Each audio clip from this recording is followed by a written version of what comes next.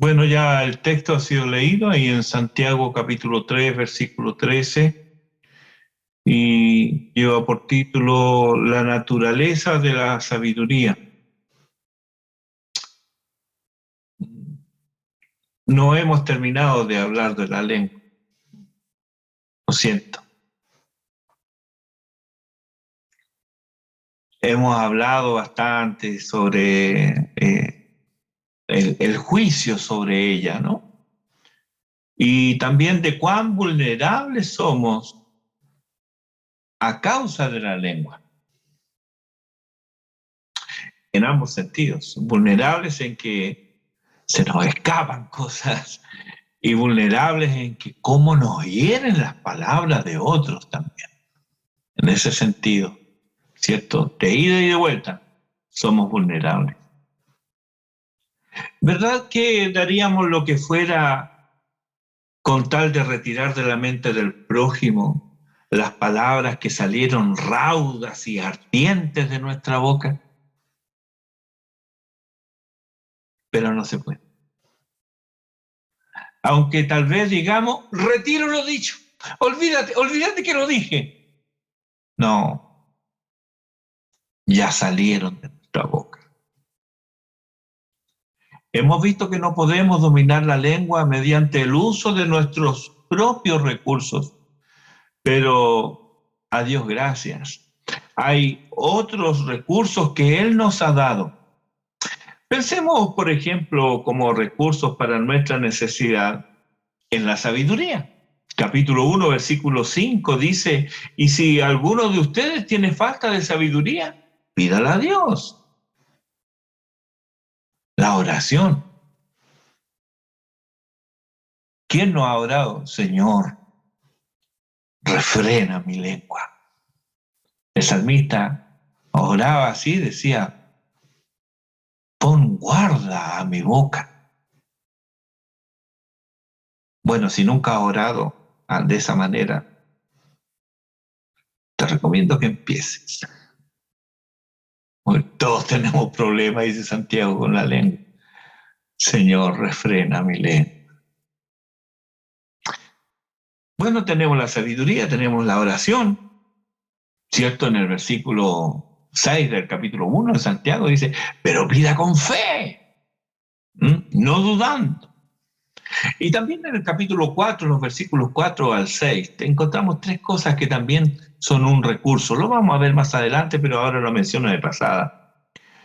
La amistad con Dios. La amistad con Dios. El arrepentimiento y la gracia de Dios. Todas estas cosas nos van a ayudar en cómo nosotros usamos nuestras lenguas. Ahora, debemos reconocer que Santiago es un maestro consumado. Mira las relaciones que hace. La relación que hace aquí entre el maestro, versículo 1 del capítulo 3, y el hombre sabio, aquí en el capítulo 13. Hay una relación. Mira también la relación en las dos clases de aguas y los frutos, en los versículos 11 y 12, ¿cierto? Agua dulce, agua amarga. Y también la relación con las dos fuentes de sabiduría y sus frutos, aquí en los versículos 14 al 18 que no veremos hoy día. En la relación que hay también entre el agua amarga, en el versículo 11, y los celos amargos, en el versículo 14. Y las expresiones idénticas o casi idénticas, cuando dice en vuestros miembros o entre vuestros miembros, en el capítulo 3, versículo 6, y en el capítulo 4, versículo 1. Todas estas son relaciones que podemos observar en esos 10 o 15 minutos que podemos dejar nosotros apartar del día para leer por completo la epístola de Santiago. Bien poco. 10, 15 minutos. Y lee por completo desde el 1.1 hasta el 5.20. ¿Cuánto nos perdemos, hermanos, por no tener una lectura inteligente de las Sagradas Escrituras? Sé que algunos leen con dificultad, pero ¿se esfuerzan para mejorar cada día? Toman un libro de la Biblia y no lo sueltan ni pasan a otro libro hasta terminar el que han comenzado previamente. ¿Te das cuenta que leyendo aquí y allá difícilmente llegarás a crecer en la fe? Y que si te contentas con un miserable pancito, sufrirás las consecuencias de la desnutrición espiritual.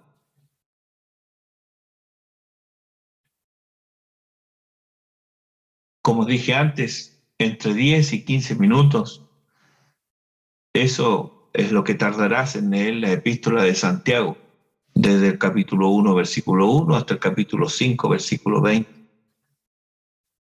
Y te pregunto, ¿vale el esfuerzo? ¿Cuánto hemos descubierto hasta aquí y vamos a la mitad?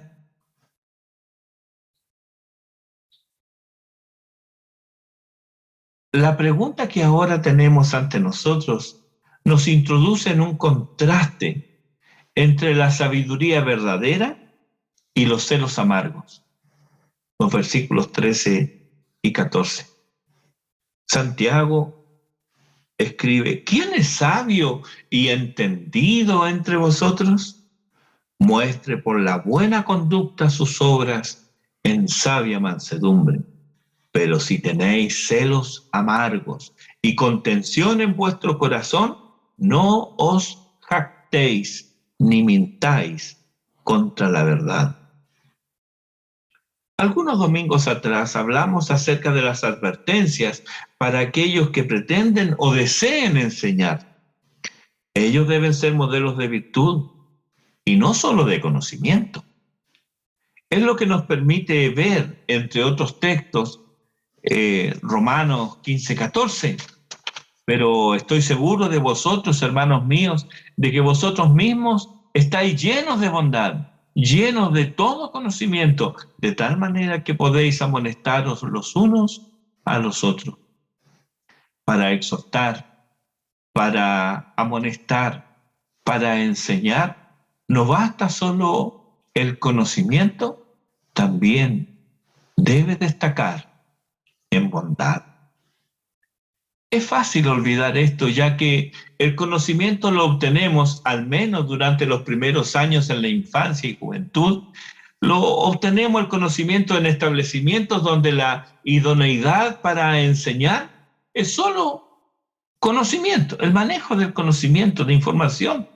Basta que alguien exhiba su título de profesor de matemáticas y puede enseñar matemáticas. ¿Qué problema hay?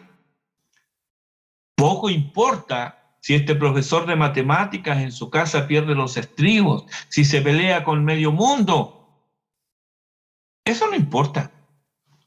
Pero esto es diametralmente diferente en los maestros cristianos. Ellos deben modelar la enseñanza que entregan. Además, aunque mucho se sepa de doctrina, eso es solo conocimiento, no es sabiduría. Esta es la razón por la cual podemos encontrar, lamentablemente, teólogos incrédulos. ¿Sí? Los hay. El conocimiento debiera llevarnos a la piedad, toda vez que el ideal de sabiduría que debemos buscar es hebreo, no griego. ¿En qué sentido? Que la sabiduría para los hebreos tiene que ver con la moral. En cambio, la sabiduría para los griegos tiene que ver con el conocimiento, con el intelecto.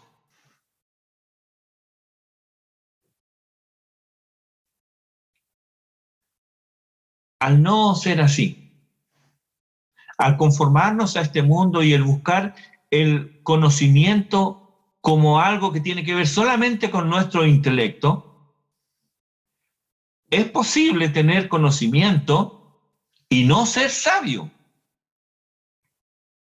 Un ejemplo extremo de esta verdad es Satanás. Él tiene mucho conocimiento, nada de sabiduría. ¿Qué salvaguarda, hermanos, tenemos al buscar nosotros diligentemente la sabiduría? Proverbios capítulo 1, versículo 7, nos dice que el principio de la sabiduría es el temor de Jehová. Pero mire cómo sigue ese versículo. Los insensatos desprecian la sabiduría y la enseñanza.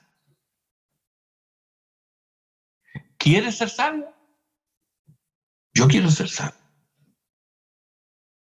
¿Quieres ser sabio? Profundiza en la palabra de Dios. Comienza por los primeros 9 capítulos de Proverbios. Léelos con detenimiento. No los leas apresuradamente. Medita, reflexiona en ellos. La sabiduría es una capacidad concedida por Dios. Dios la concede. Recuerda Santiago 1:5. ¿Tiene falta de sabiduría? Pues pídala a Dios. La sabiduría nos la da Dios con el propósito de que le conozcamos y conociendo a Dios viviremos la clase de vida que le agrada a Él. Y eso se verá reflejado en nuestras relaciones humanas. Quien tiene comunión con Dios, tiene comunión con sus hermanos.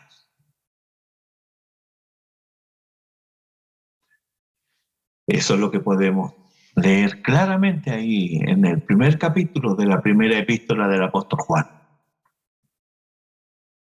Ahora Santiago nos pregunta, ¿quién es sabio y entendido entre vosotros? ¿Te atreves a levantar la mano? Yo.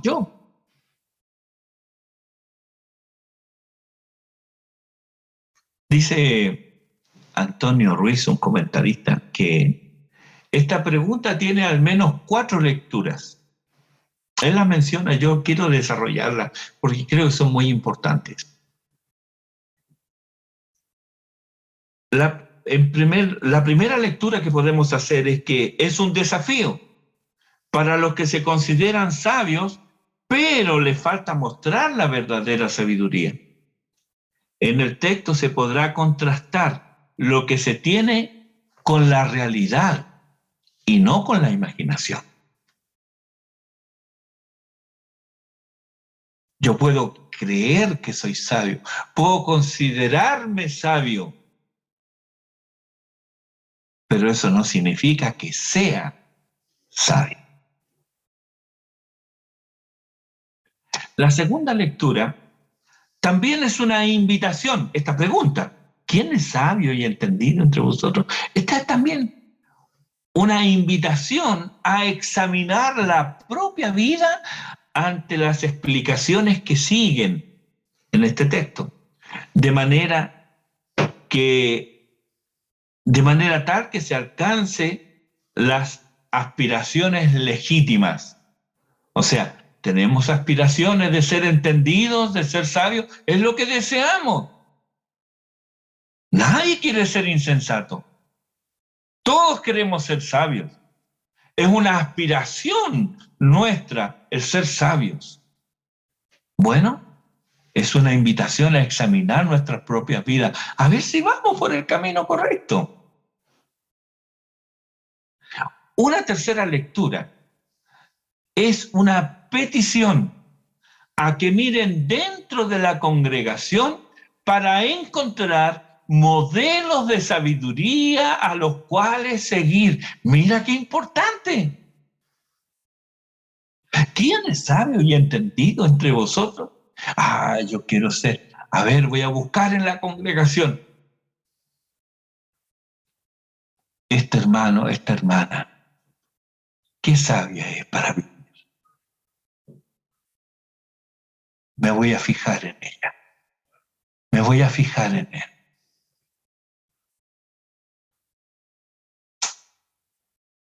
Mirar dentro de la congregación para encontrar estos modelos de sabiduría a los cuales seguir. Y por último, tampoco queda fuera el estímulo para cualquiera que, por todo lo dicho previamente respecto de los maestros y del uso de la lengua, se sintiesen frustrados y desanimados. Algo de eso, ¿cierto?, nos ha pasado estos domingos. Hay frustración, tal vez desánimo, porque no quisiéramos que algunas cosas que la Escritura menciona tuvieran lugar en nosotros. Pero veamos ahora un poco más de esto. Desarrollemos estas 4 lecturas de esta pregunta. ¿Por qué un desafío? Esta pregunta que hace Santiago en el versículo 13 es un desafío para quienes pretenden ser sabios. Aquí, en la pretensión, no solo hay presunción, sino que también hay jactancia muchas veces. Estos son los que anhelan, los que suspiran, los que sueñan con estar al frente. Desean la posición, pero no han pensado en la responsabilidad que tal posición conlleva. Entonces, son desafiados a mostrar no sus conocimientos, sino su conducta. Muestre, dice Santiago, por la buena conducta sus obras en sabia mansedumbre. La sabiduría y el entendimiento, según se desprende de Proverbios 1, proviene del temor de Dios, y este se manifiesta y evidencia en la obediencia a sus preceptos. Nadie anda y camina en la voluntad de Dios desobedeciéndolo. Es así de claro.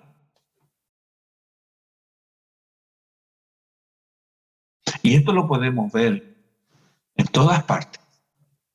Gente que cree, que dice, que anda en la voluntad de Dios y desobedece claramente la palabra de Dios.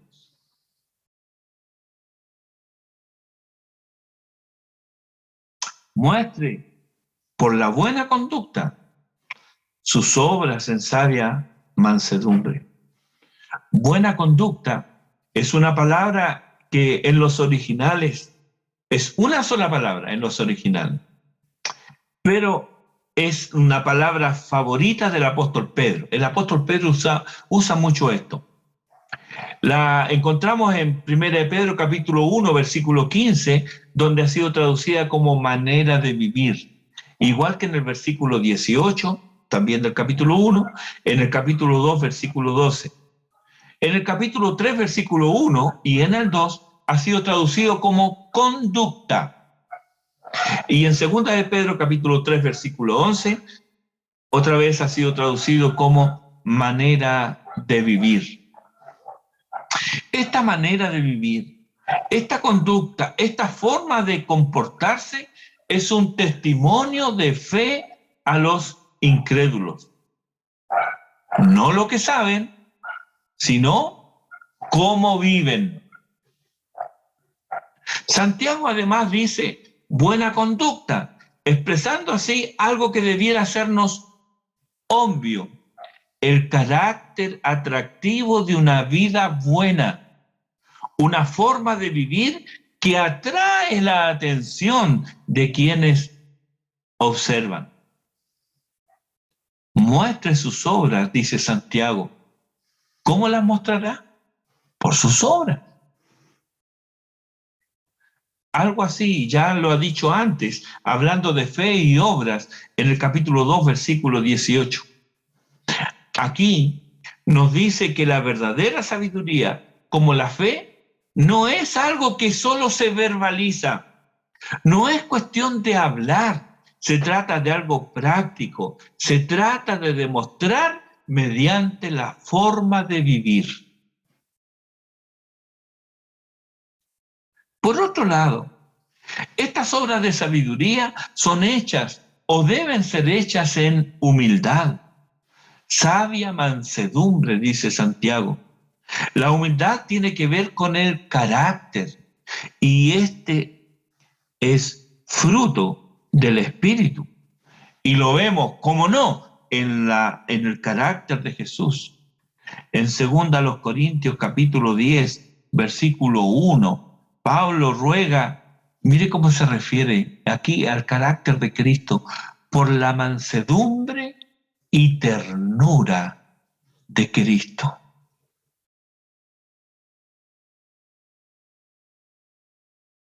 Por la mansedumbre y ternura de Cristo.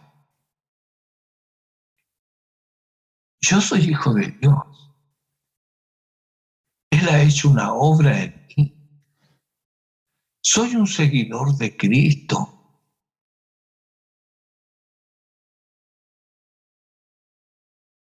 Pero estoy seguro que no soy identificado completamente y por todo como alguien manso y tierno.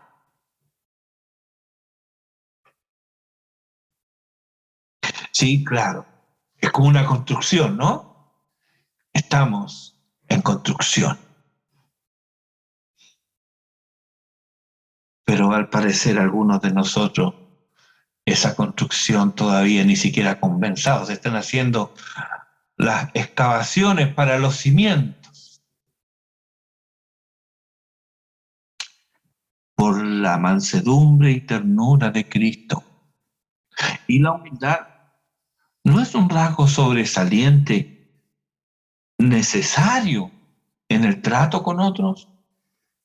Miremoslo, por ejemplo, en Efesios capítulo 4, versículo 2, dice, os ruego que andéis, dice Pablo, con toda humildad y mansedumbre.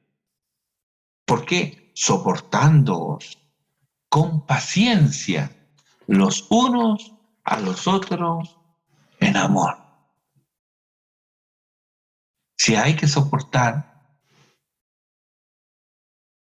con paciencia,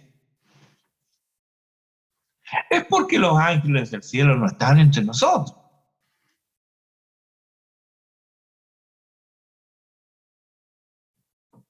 Colosenses 3:12. Vestíos, pues, como escogidos de Dios, santos y amados, de entrañable misericordia, de benignidad, de humildad, de mansedumbre, de paciencia, soportándoos unos a otros y perdonándoos unos a otros, si alguno tuviere queja contra otro. Miren en la iglesia primitiva había gente que daba ocasión para que otro se queje. Bueno, menos mal que pasaba allá, ¿no? Sí, hermano, soportándoos con paciencia. Pero no soportaremos con paciencia, no perdonaremos si no hay mansedumbre, humildad.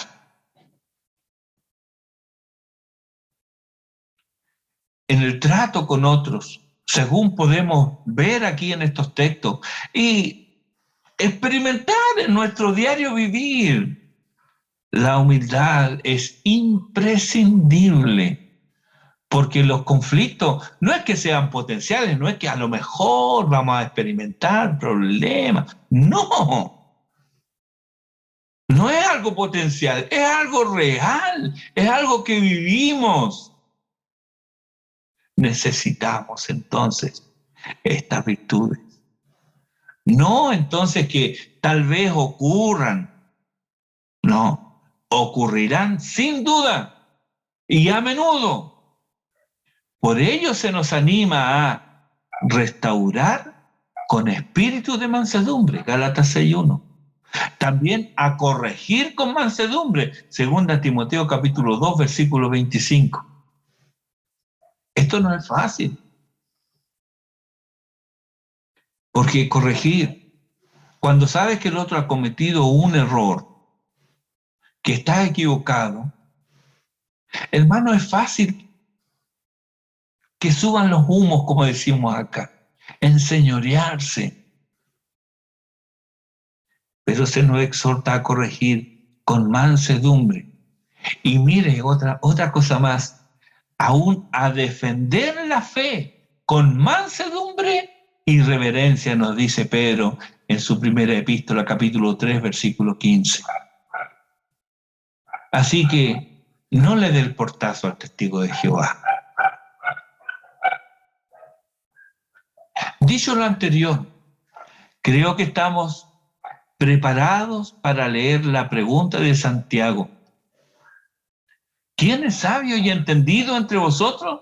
Como una invitación a examinar nuestra propia vida, a preguntarnos si nuestra manera de vivir da indicios de que vivimos sabiamente, de que obedecemos los preceptos divinos particulares a cada cual respecto de su vocación. Es decir, como hombres, como esposos, como padres, como mujeres, como esposas, como madres. No necesitas hacer un test psicológico para darte cuenta en qué estás. Las respuestas las tienes a mano y tu investigación puede encontrar su cauce. ¿De qué manera? Bueno, si Dios te ha dado hijos, pregúntales. Pregunta a tus hijos. Ellos quieren ser como tú. Ellos quieren imitarte. ¿Eres un ideal de vida para ellos? Hermanos, muy a nuestro pesar, tal vez no sigan la fe, porque la fe no es heredada. La fe la da Dios. Por eso digo, muy a pesar nuestro, tal vez nuestros hijos no sigan la fe, pero ¿qué de tu conducta? ¿Ha contribuido ella en algo a alejar a tus hijos de la fe? Sí, con estas preguntas yo sé que son incómodas,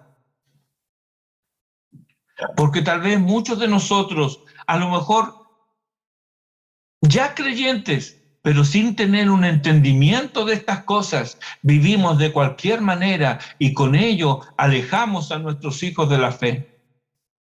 Y otros que tal vez estén presentes aquí, vivieron ese tiempo sin conocer al Señor.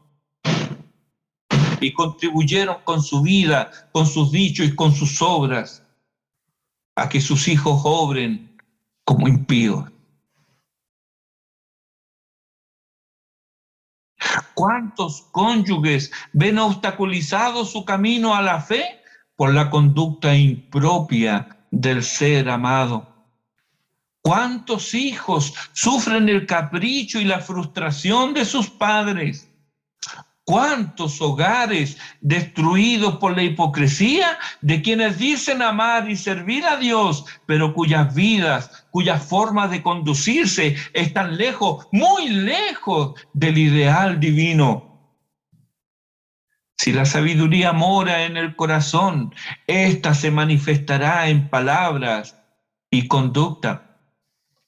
Pero si lo que abunda es la insensatez y la necedad, la rebeldía y la desobediencia, no se manifestará en estos pretendidos sabios como disensión, arrogancia, autosuficiencia y jactancia. ¿Podrán entonces enseñar a otros si no se enseñan a sí mismos? Y aquí no estamos hablando de errores doctrinales, no estamos diciendo de que lo que están enseñando no corresponde, es doctrina errónea, eso no es bíblico. No estamos hablando de esto. La enseñanza doctrinal, lo que se cree, puede ser correcta, pero es la vida, la conducta del que enseña lo que anula su fruto. Esto es lo mismo que si tú riegas tu huerto con agua caliente. El agua es necesaria para las plantitas, ¿verdad? Pero si riegas con agua hirviendo,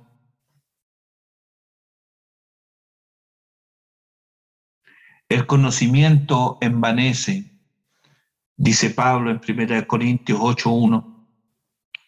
Y esto es una triste realidad en el corazón desobediente. Ha captado la verdad. Pero esto no la lleva a la humildad, sino al orgullo y la soberbia. Y lo que debiera contribuir a la piedad da lugar a la ambición egoísta de querer figurar, de ocupar un lugar de preeminencia, de ser reconocido. Ahí toda pretensión de sabiduría se derrumba, pues se descubre como una mentira. También podemos leer la pregunta, ¿quién es sabio y entendido entre vosotros? Como una petición.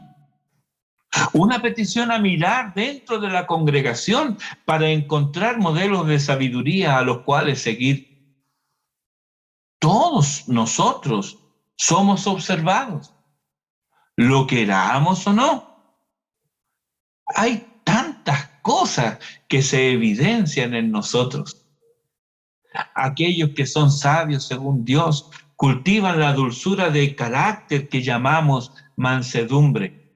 Nadie como Cristo al respecto. Él es el modelo perfecto.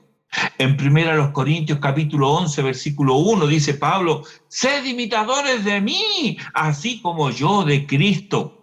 Efesios 5:1, sed pues imitadores de Dios como hijos amados. Filipenses 4:9, lo que aprendisteis y recibisteis y oísteis y visteis en mí, esto haced, y el Dios de paz estará con vosotros. Pero también considera Filipenses 3:17.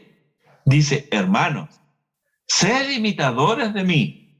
Pero nota esto, y mirad a los que así se conducen según el ejemplo que tenéis en nosotros.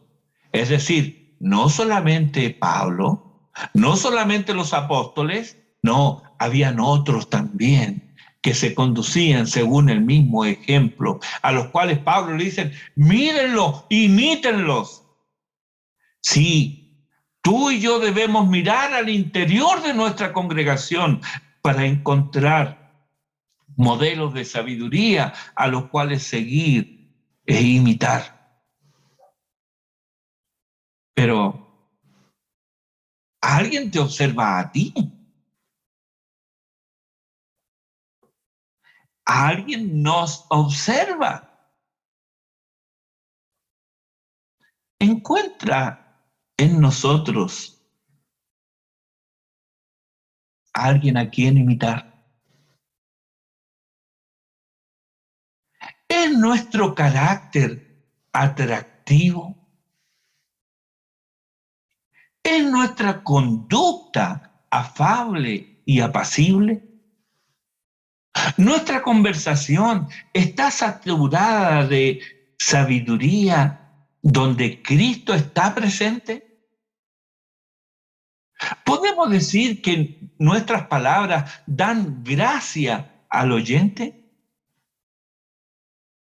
La imitación está siempre presente. Lo vemos en nuestros hijos cuando son pequeños, cómo ellos se ponen los zapatos de papá o el vestido y la cartera de mamá. ¿Quién no vio eso con sus hijos? Quieren imitarnos. ¿Hasta cuándo llega ese afán por imitar? hasta que se dan cuenta de cosas desagradables en nosotros. De igual manera, sucede en las congregaciones. Y no puedes exculparte diciendo, no me miren a mí. Pues tú estás ahí, delante de ellos. Ellos te miran igual. Ellos nos miran. Quiero decir algo adicional aquí. Cuando encuentres, mirando en la congregación, encuentras a alguien a quien imitar, encuentras un rasgo de un hermano, de una hermana, qué bonito eso que tiene.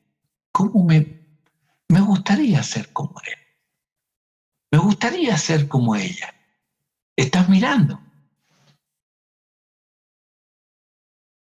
¿Te das cuenta de eso? O sea, estás encontrando a alguien a quien imitar.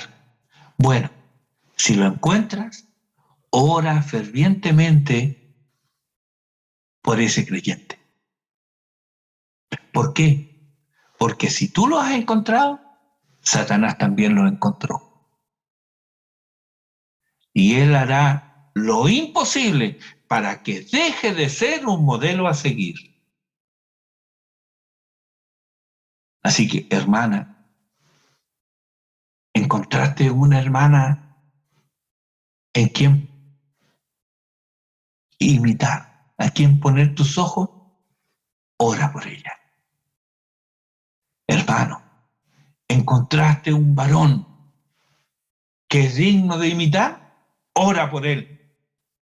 Porque así como tú lo encontraste, Satanás también lo conoce y hará lo imposible para que deje ser ese modelo digno de imitar.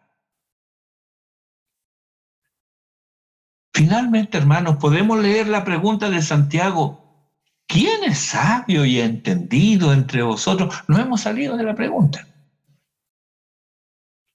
Lo podemos leer como un estímulo para cualquiera de nosotros que, por todo lo que hemos dicho anteriormente respecto del control de la lengua y de los maestros, se sienten frustrados o desanimados. Pues, aunque dice en el versículo 8 de este capítulo 3 que ningún hombre puede domar la lengua, en el versículo 6 nos dice que es un mundo de maldad. Y en el 8 también nos dice que rebosa de veneno mortal. Esta misma situación tiene algo positivo para nosotros. Y esto es que nos hace desconfiar de nosotros mismos. Yo no puedo controlar mi lengua. Necesito ayuda.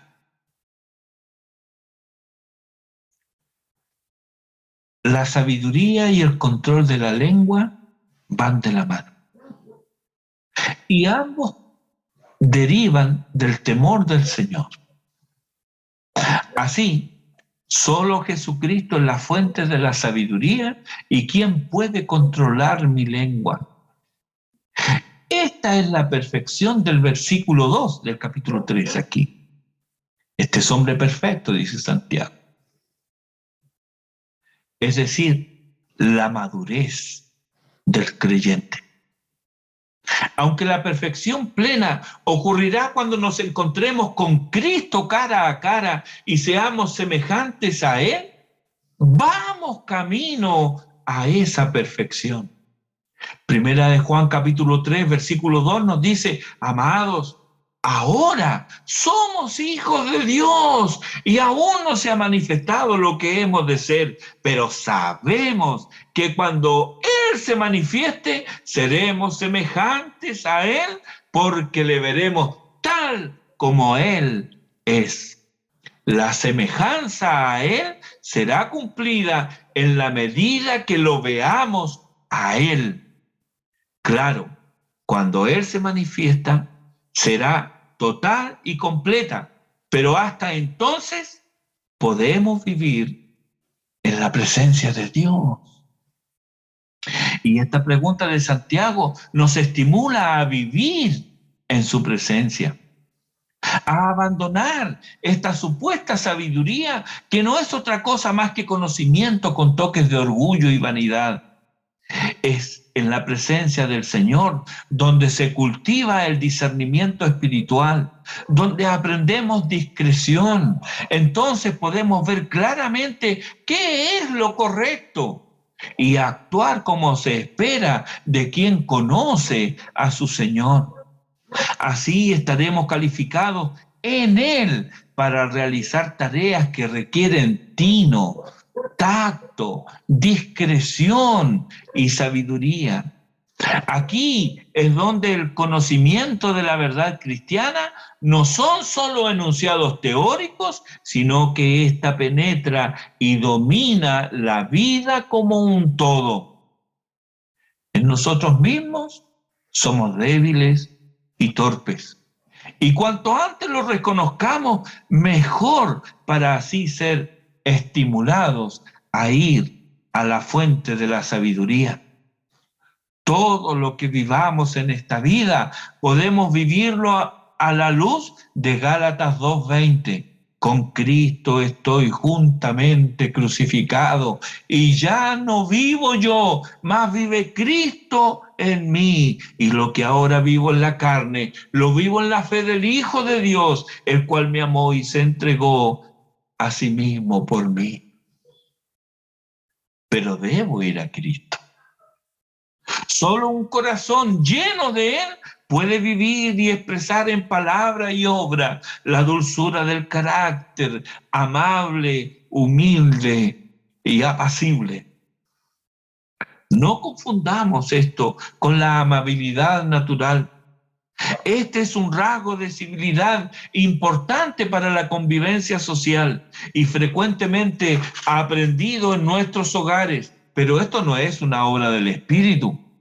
Hay gente que sin ser cristiana son muy amables, pero esta conducta normalmente cambia cuando cambian las circunstancias.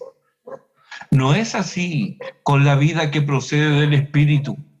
Lo natural es que una vez inflamadas las pasiones, éstas tengan cabida y expresión en la lengua, que entonces manifiesta lo que hay en el corazón. Y si no está Cristo, no será bueno lo que salga de ahí. Pero en aquel que entregó su corazón a la sabiduría, en aquel que llenó su corazón y mente con la palabra de Dios, en aquel que vive en la fe de Jesucristo, no puede menos que evidenciarse la bondad y la misericordia en palabra y en obra. Preferirá recibir el insulto por amor a Cristo antes que responder ofendiendo al ofensor.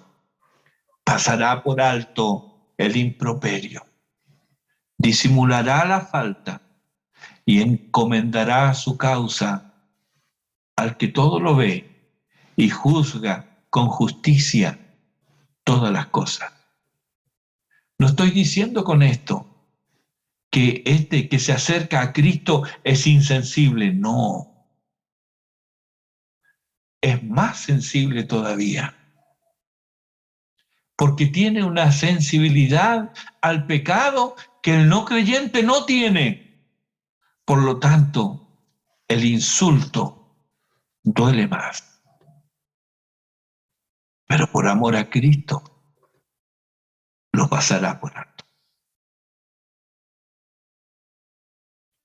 ¿Qué será de aquel que vive su vida en sus propias fuerzas? Incapaz de dominarse a sí mismo, no solo no controla su lengua, sino que esta es la fuente de sus innumerables conflictos, desaciertos y desdicha continua. Ah, querido, ¿por qué no vienes a Jesucristo? ¿Qué razón tienes para rehusarte venir a Él? ¿Acaso te han contado de alguien que fue despreciado cuando vino a Él?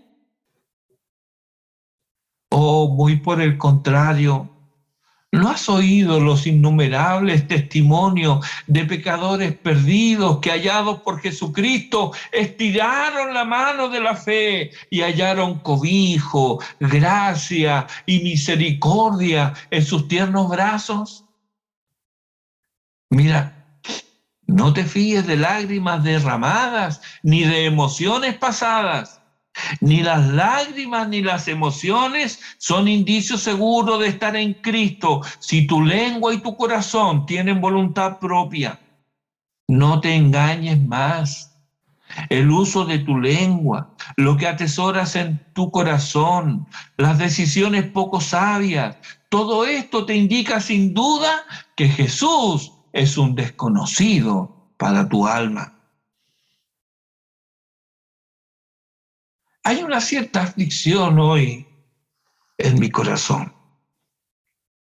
Quisiera tener el poder de sacar la venda de tus ojos, de decirte, levántate y anda, de llamarte por tu nombre para que amanezcas a la luz de un nuevo día, dejando atrás la oscuridad de la muerte, de quitar tus harapos andrajosos y darte vestiduras de príncipes, de curar tus profundas llagas que hieren y volver tu piel lozana y fresca como la de un niño. Yo no puedo hacer nada de esto, pero Cristo puede. Él sin duda lo hará si vienes a Cristo y clamas por misericordia y perdón.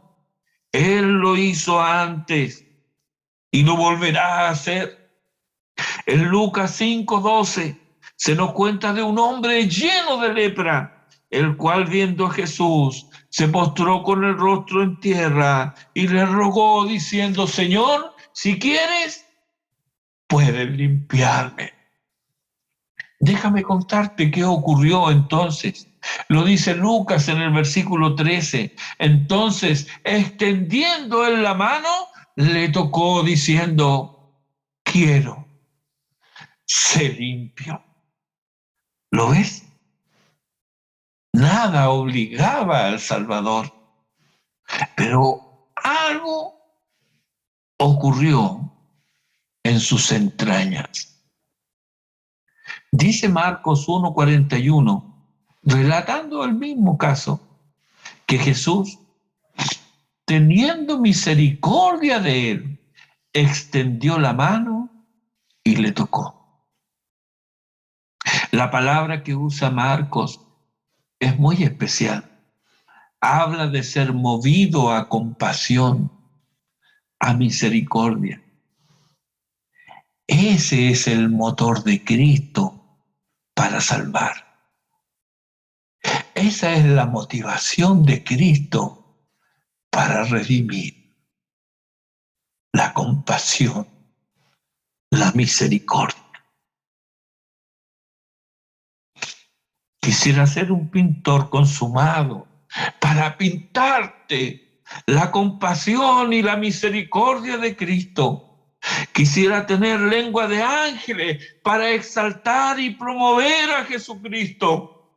Quisiera ser un experto escultor para esculpir en tu corazón el rostro amado del bendito Salvador. Pero solo puedo decirte, con la letra de un hermoso himno, si conocieras a mi Cristo, si bien pudieras explicar qué tanto te ama Jesucristo y cómo puede hoy salvar, yo sé que entonces le amarías. Rendirte a Él lo harías hoy. Él te invita con ternura. Dale tu ser y dile, tuyo soy. Sí, querido. Ven tal como estás. Él te recibirá, pues Él ha dicho, al que a mí viene, yo no le echo fuera. Y ya con Él y en Él conocerás la sabiduría, conocerás el camino, conocerás a Dios. y tus palabras y tus obras serán de bendición para otros, de gozo para tus hermanos, y dará gloria a su nombre. Que el Señor te dé la gracia de creer. Oremos.